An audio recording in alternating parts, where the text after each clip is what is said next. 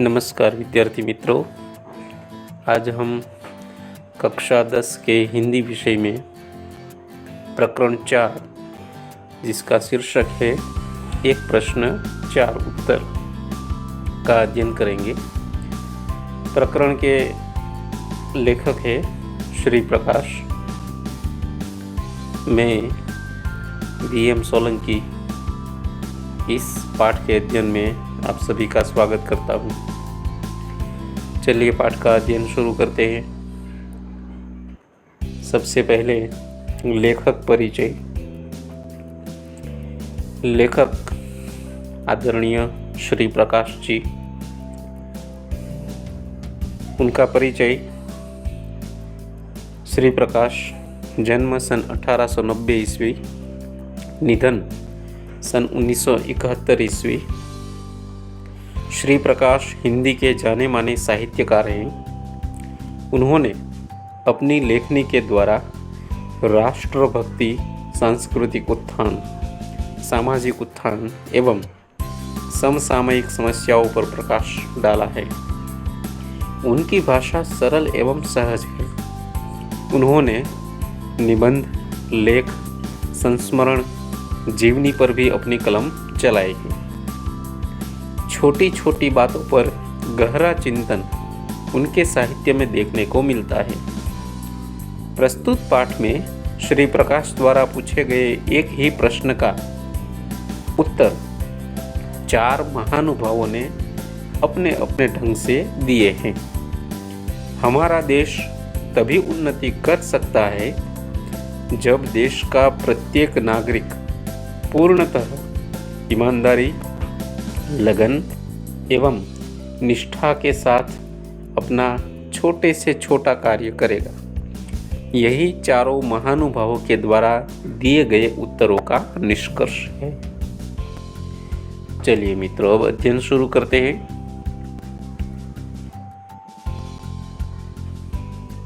सबको ही कुछ न कुछ खप्त होता है। मुझे भी कई बातों का खप्त है। मित्रों, खप्त का अर्थ है धुन, लगन। उनमें एक यह है कि जब किसी विदेशी से मेरी मित्रता हो जाती है और उन्हें सदा सहृदय पाता हूँ, साथ ही यह समझता हूँ कि हमारे देश में बहुत दिनों से रहने के कारण वे पर्याप्त अनुभव भी प्राप्त कर चुके हैं, तो उनके किसी सुअवसर पर मैं पूछता हूँ, आप कृपा कर यह बतलावे कि क्या कारण है कि हमारे देश में इतने विशेष पुरुषों के रहते हुए, इतने बड़े बड़े आंदोलनों के होते हुए भी देश कुछ उन्नति नहीं कर रहा है। ऐसा मालूम होता है कि हम ज्यों के त्यों पड़े हुए हैं। अवश्य ही हमारे मित्र इससे चकित होते हैं, उत्तर देते संकोच करते हैं और शिष्टता के नाते क्षमा चाहते हैं, पर मैं उन्हें छोड़ता नहीं और उनको उत्तर देने के लिए बाध्य करता हूँ।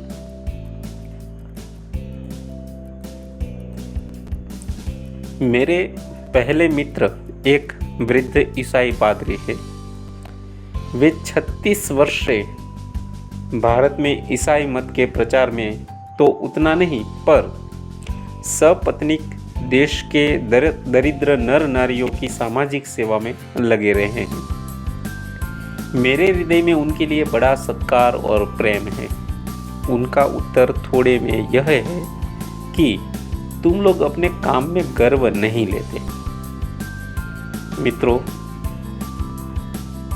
पहला प्रश्न वृद्ध ईसाई पादरी से और उनका उत्तर है, तुम लोग अपने काम में गर्व नहीं लेते।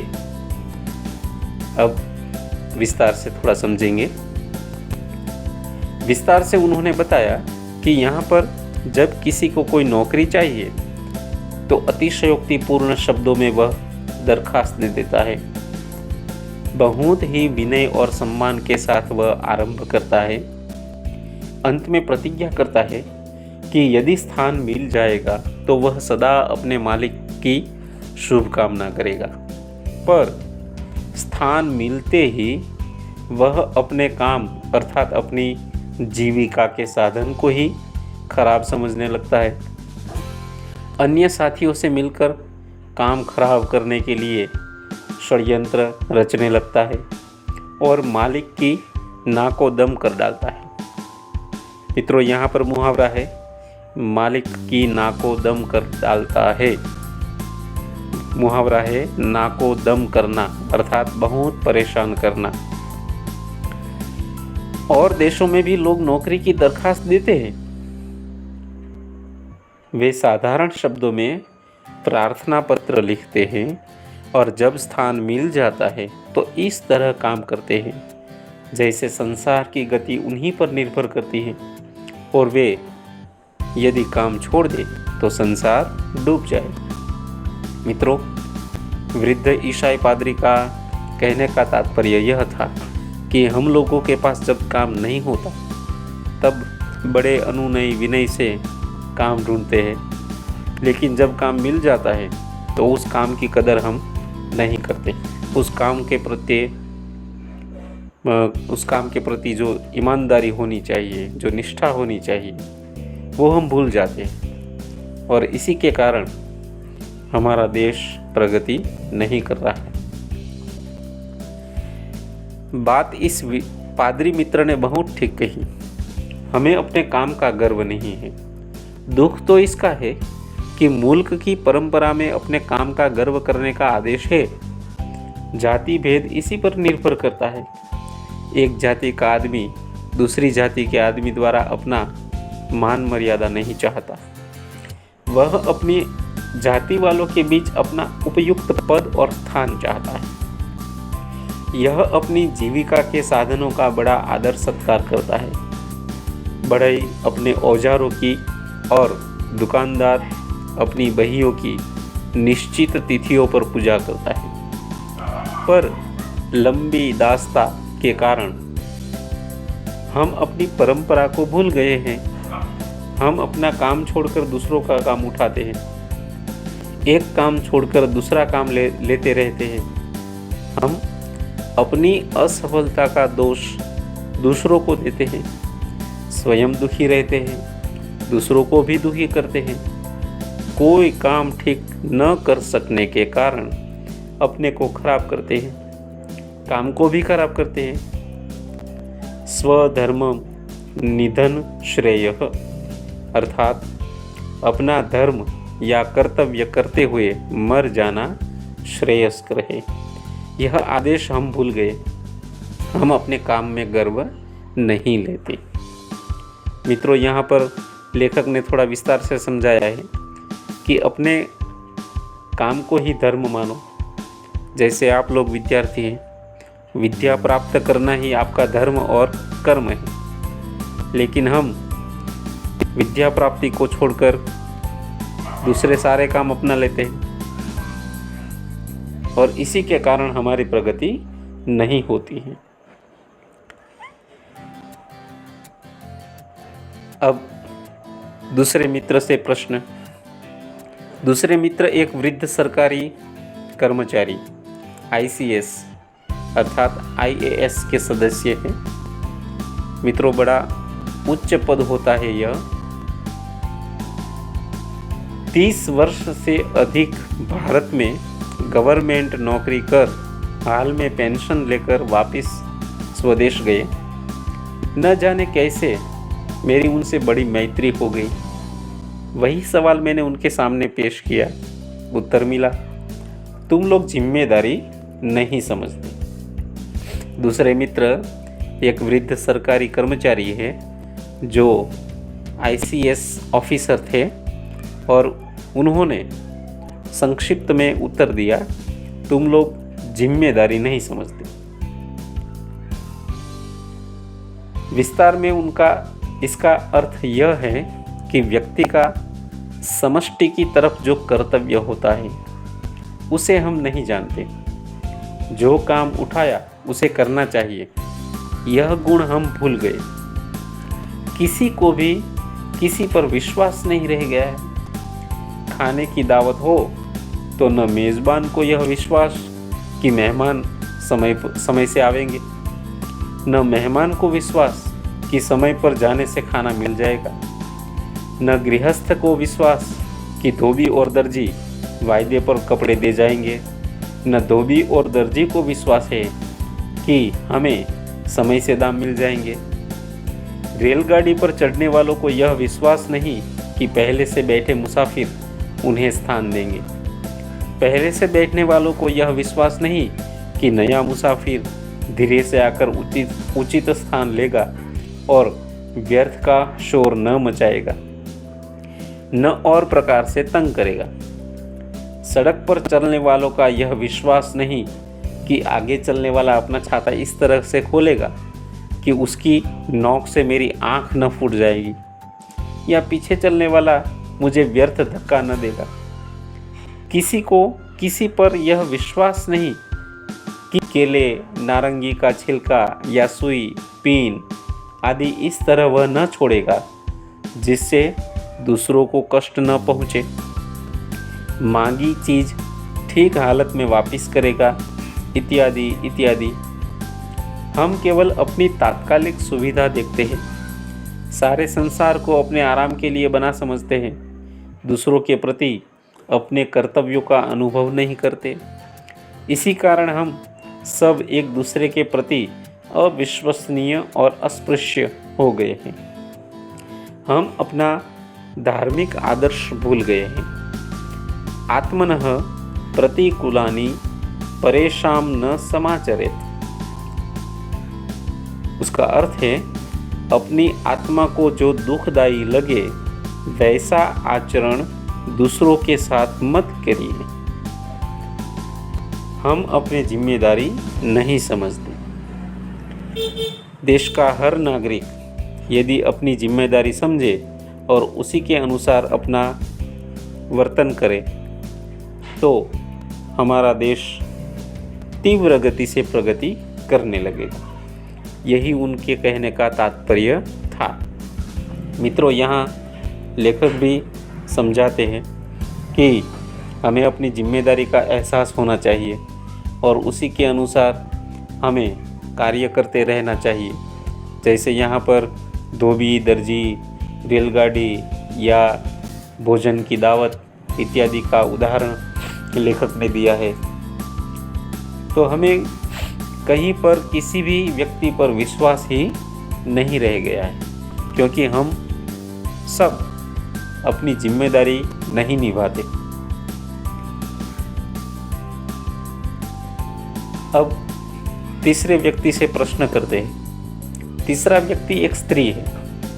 7-8 वर्षों से अपने को भारतीय बनाकर बड़े प्रेम और श्रद्धा से, बड़ी तत्परता से वे भारत की सेवा कर रही हैं।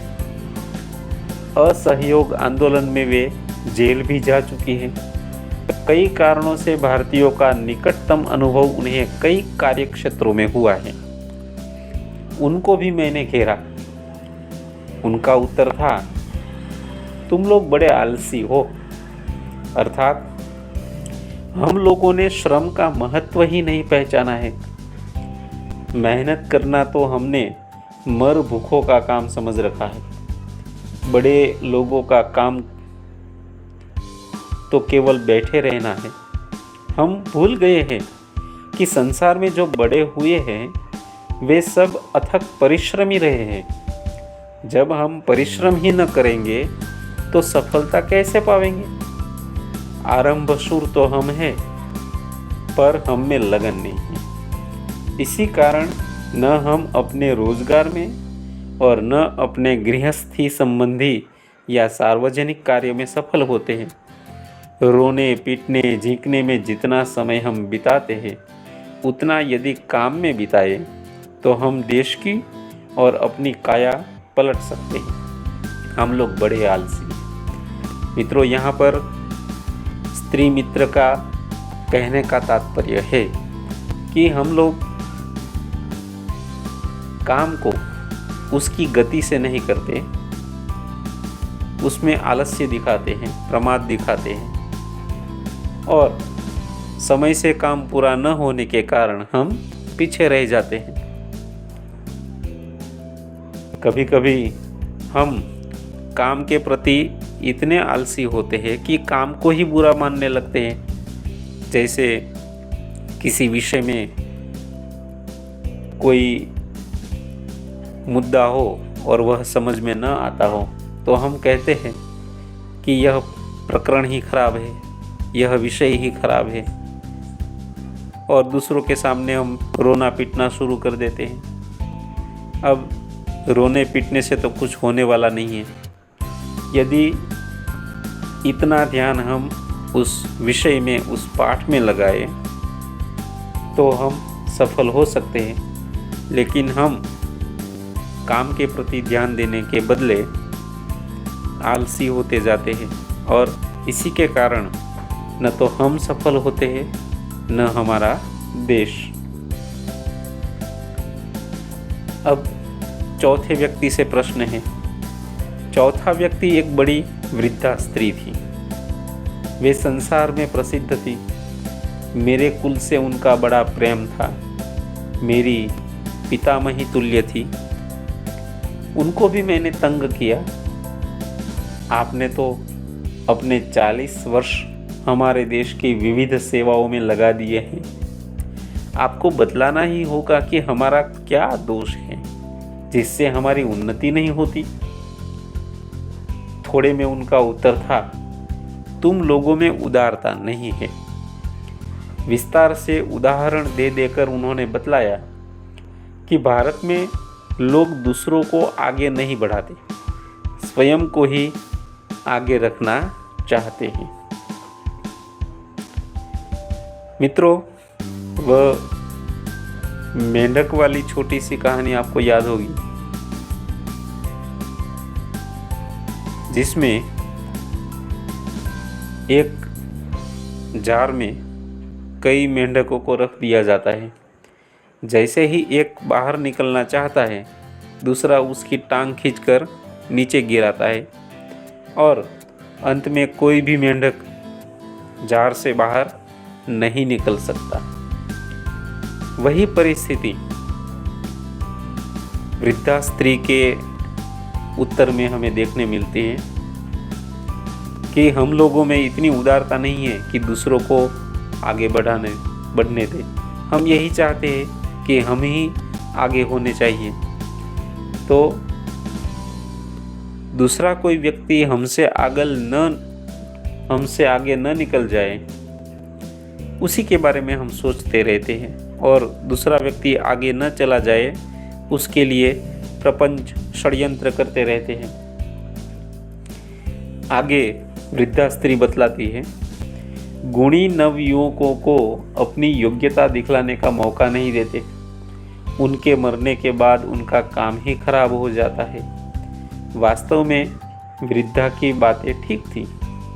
अंत तक पिता पुत्र को घर का काम नहीं बतलाता। कितने ही कुटुंब इसके कारण नष्ट हो गए।